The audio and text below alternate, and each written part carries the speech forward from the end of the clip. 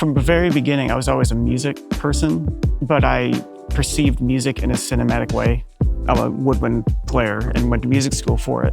When I first saw it, I thought it was something special. Even when I saw it early on, before a lot of animation, this really was a dream project for me. It's marrying my world of being a musician and the film world.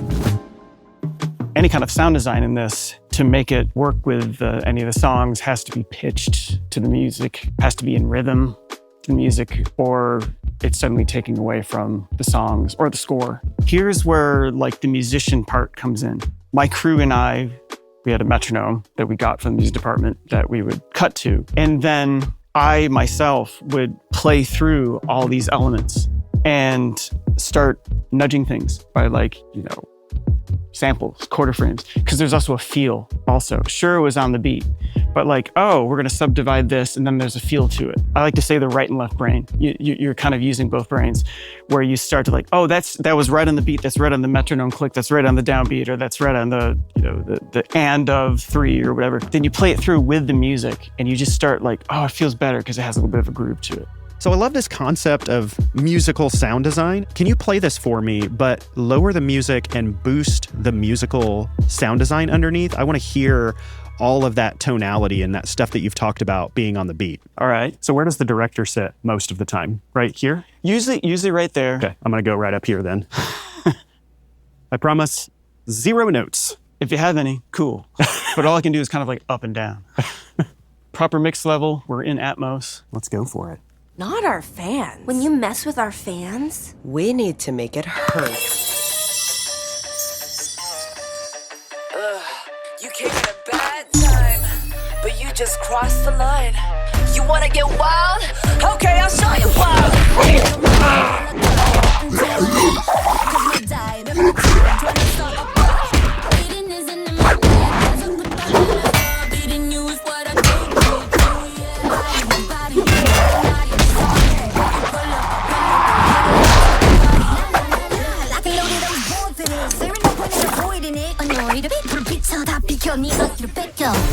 Logging you out like a lullaby. Better sit down for the show, 'cause I'm gonna show you how it's done.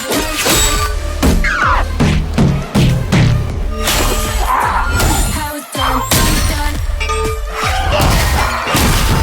Hot tricks, don't quit. How it's done. Whole world playing outside. Turn it up. How it's done. Yeah, this plane's trashed. okay, let's do this. That sounds so good. Just chills, beginning to end. Really nice work. Thank you. Everyone should be able to sit here. Yeah, I would love if everyone could sit here, because there's a lot of, so many decisions on this movie was made with emotion. That's not common enough.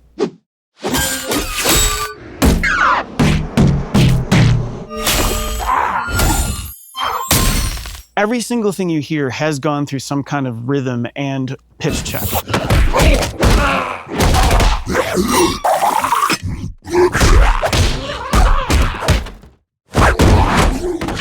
That is extremely musical. There's very deliberate not hearing things too, which is actually a big part of mixing. You spend more time not hearing things because the music has that covered, the downbeat has it covered. There's something else going on. So the song absolutely has to drive it. This goes for a lot of live action things too. A little variation each one, like gun, gun, gun, should have a slight variation pitch to it. It just sounds better that way. It's musical without the music. And I should add, it's actually relatively rare that the music department is okay with this even being around there. And actually, if you notice, it's slightly, from what you see, it's not right on it. Well, that's because of the beat. And when it's with the beat, you don't notice it. But it's grooving. It's grooving. That's great. Soda Pop is the Saja Boys siren song. It's getting all the fans. It's making the fans follow them. And what's just awesome about the scene is that it's a legit great song. It's ridiculously catchy and it's ridiculously good. It stands on its own and it stands as a story to it. But this is one of those things where you have fun, mixing the music and being dynamic with it. A good example of just the tone of the sound design going with the tone of everything else. It almost seems like they're nice demons. Demons are never nice. They're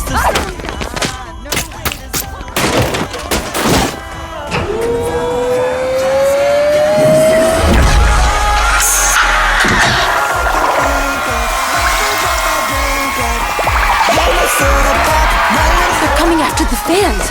We gotta stop this now.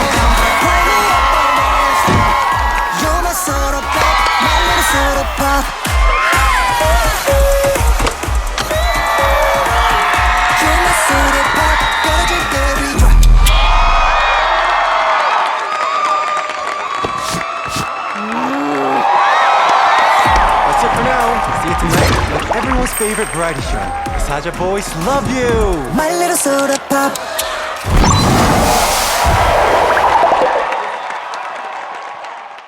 I don't know if you caught it, that when they all jump, there's actually a can opener. That's awesome. So it's fun. K-pop has a very definitive sound to it. And it's very polished, it's very, sheen. It just has a really well-produced sound to it. So I'm like, okay, to get into this world, what if everything goes through the lens of what kind of production you would use on a K-pop song? The kind of reverbs they use, the kind of delays they use, the kind of whatever process, multiple layers of, harmony of vocals. First discussion we had was about processing all the demon voices, and particularly Rumi, because, she has a demon she's trying to hide. I can still fix it! And so we had conversations about, what does a demon mean? It's about secrets. That's not how it works. One of the layers, it eventually, that these demon voices are whispers, are just because they're secrets. So I started doing a lot of experiments. One of the main story points is harmony.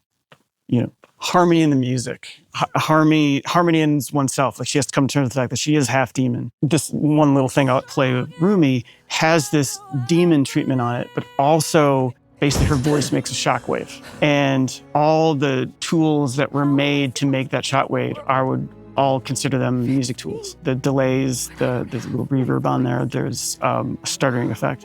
I'll just play this little thing. Why?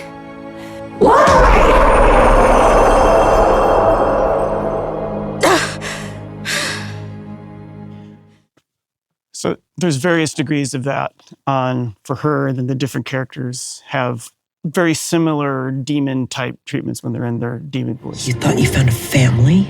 You don't deserve one. You never have. What are we gonna do without Rumi? So that's where the whispers come in. And so it has a little bit of that process on it. I do! All of me! This is why we have to hide it. It's a little bit of performance. And actually some of that performance is actually doing it on faders, as far as some of those delays. There's kind of a rule of a law of physics. You can only have so much going on in a mix at once. I kind of think of them like food groups. You can only play dialogue, music, and some of the sound effects. Or if you don't have music, you can play dialogue, effects, and backgrounds. And it's an interesting starting point as far as thinking about what you need to focus on. I wonder if we should go to the Bathhouse Scene. This is a really fast-paced action scene. And on this one, I think we managed to get away with almost 4 things at once. This was a combination of, pitching things, doing things to the rhythm of the music, and just being really hyper strategic with mix moves. Let me play the sequence.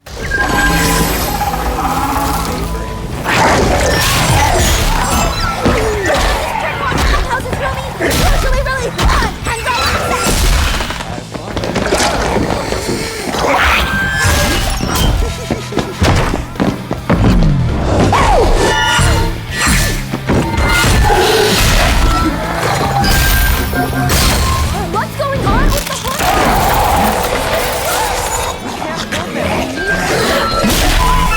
Whoa, mind the face. I needed to steal your fans.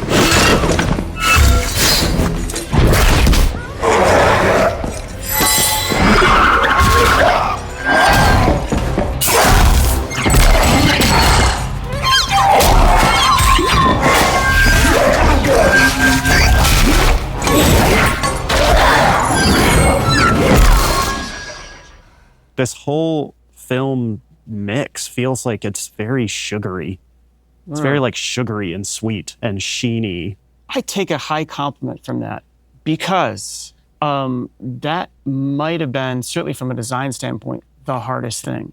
It's easier to make something scarier and deep. And this is actually conversations we had with the filmmakers, because they were actually worried about this. They're worried about, harshness and aggressiveness, because the whole movie, even culturally, has to be warm and cute, but they still have to be powerful. Those swords, keeping with the music theme, are magical swords. I got a bunch of tuning forks. We recorded them and manipulated them because they have a sword. So they sound like swords and powerful magical things at the same time, but also doesn't sound scary. And that's not the easiest thing to do. There's a line between aggressive bad and aggressive good. We were attempting to stay on the aggressive good. So basically what's happening here is I'm forcing Michael here to let me hear Golden at full mix volume in this stunning place in Atmos. And I'm just going to nerd out. This is just for me. The #1 hit in the world. Yeah, exactly. In Atmos. You ready? Yeah, I'm ready.